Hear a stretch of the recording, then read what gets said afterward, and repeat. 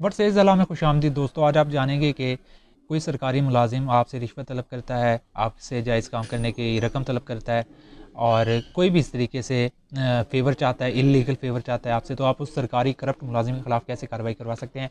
तो सबसे पहले दोस्तों, कानून के अंदर इस 3 रेमेडी प्रोवाइड की गई हैं, 3 तरीके बयान किए गए हैं जिसके तहत आप उस करप्ट ऑफिसर के ख़िलाफ़ कार्रवाई करवा सकते हैं। वो 3 तरीके मैं आपको बताऊँगा।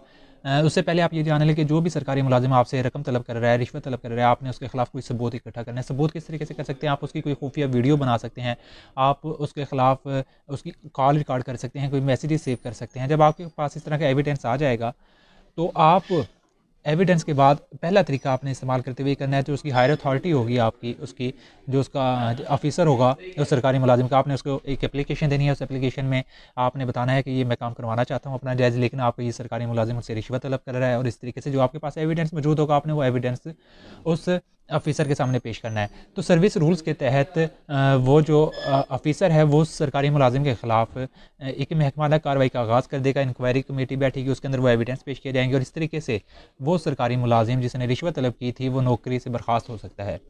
दूसरा तरीका क्या है? दूसरे तरीके के अंदर आप पाकिस्तान सिटीज़न पोर्टल पर उस शख्स के खिलाफ कंप्लेन कर सकते हैं। ये जो दूसरा तरीका है ये पहले तरीके से ही कनेक्ट है, यानी उससे जुड़ा हुआ है। यानी आप सिटीज़न पोर्टल पे कंप्लेन करते हैं, वो सिटीज़न पोर्टल वाली कंप्लेन भी इनडायरेक्ट तरीके से जो मुलाजिम है उसका हायर ऑफिसर उसके पास वो मार्क हो जाएगी, और फिर उसी तरह वो उसके खिलाफ इंक्वायरी कमेटी बनेगी और उसके अंदर वो एविडेंस जो आपने अटैच किए हैं उनकी रोशनी में उसके खिलाफ कार्रवाई हो जाएगी।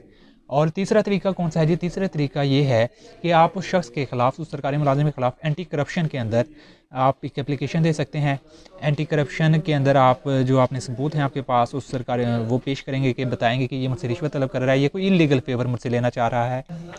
आपने ख़बरों में देखा होगा कि एंटी करप्शन की टीम ने रंगे हाथों ऑफिसर को पकड़ लिया और ये कर लिया, तो वो आप उसको रंगे हाथों भी पकड़वा सकते हैं एंटी करप्शन के ज़रिए। वो किस तरीके से? आप एंटी करप्शन में दरख्वास्त देंगे कि ये मेरे शख्स फलां जो सरकारी ऑफिसर है मुझसे रिश्वत तलब कर रहा है, तो वो एंटी करप्शन के जो ऑफिसर होंगे वो एक टीम तश्कील दे देंगे। वो उससे पहले वो सेशन जज से इजाज़त लेंगे।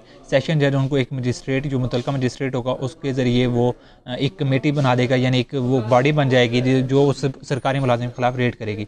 ठीक है, अब आप किसी सरकारी मुलाजिम ने आपसे 50,000 रुपये तलब करे थे, तो वो 50,000 रुपये की फ़ोटो कापी करवा ली जाएगी, तस्वीरें ले ली जाएगी, और एक दिन मखसूस हो जाएगा वो पहले से प्लानिंग करके कि जी ये सरकारी मुलाजिम है, इसके ख़िलाफ़ ये 50,000 रुपये डिमांड कर रहा है, और वो आप अपने पास रखेंगे और उसकी कापी करवा के उनके पास होगी, एंटी करप्शन वाले के पास।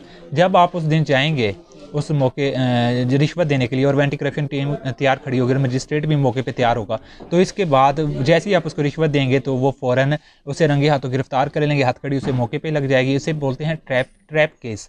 तो आप इस तरीके से भी एंटी करप्शन के जरिए उस शख्स के खिलाफ कार्रवाई करवा सकते हैं। इसके अलावा पाकिस्तान पीनल कोड का जो है सेक्शन 160, 161, 162 पाकिस्तान ताज़ीरात पाकिस्तान की ये जो सेक्शन है 160, 161, 162, ये भी सरकारी मुलाजिम की करप्शन को डील करते हैं। क्योंकि कोई भी सरकारी मुलाजिम आपको इस तरीके से पैसे तलब करता है और जो भी करता है, तो आप इसके खिलाफ इस तरीके से FIR भी हो सकती है और क्रिमिनल कार्रवाई का आगाज़ भी हो सकता है। तो दोस्तों, ये 3 तरीके हैं जिसके ज़रिए आप इसको कार्रवाई करवा सकते हैं करप्ट मुलाजिम के खिलाफ। इसके अंदर जो दो तीन मेन कानून है उनके बारे में भी आप जान लें कि एक है anti corruption act, anti corruption establishment rules 2014, और एक प्रिवेंशन ऑफ करप्शन एक्ट 1947। ये 2 कानून हैं जो इसको भी डील करते हैं। इसके अंदर पूरा प्रोसीजर और वे बताया गया है कि सरकारी मुलाजिम के खिलाफ आप जो करप्ट है उसके खिलाफ कैसे कार्रवाई करवा सकते हैं। तो दोस्तों, ये 3 तरीके हैं, ये इसके ज़रिए आप करप्ट मुलाजिम के खिलाफ कार्रवाई करवा सकते हैं। और दोस्तों, एंड में मैं गुजारिश करूँगा कि अपने हक़ के लिए बोलना सीखें, और आपको पता हो कि आपका हक़ क्या है। और ये आप किस तरीके से पता लग सकता है कि आप, मेरे जो चैनल है इसके ऊपर मैं जो वीडियोस आपके लिए बना रहा हूँ, मेरा मकसद भी यही है कि आप लोगों को पता लगे आपकी राइट्स क्या हैं, ड्यूटीज़ क्या हैं, आप किस तरीके से किसी करप्ट को, जालिम को आप ललकार सकते हैं। क्योंकि जब आपको कानून का पता होगा तो आप उसके ख़िलाफ़ बोल सकते हैं, कार्रवाई करवा सकते हैं।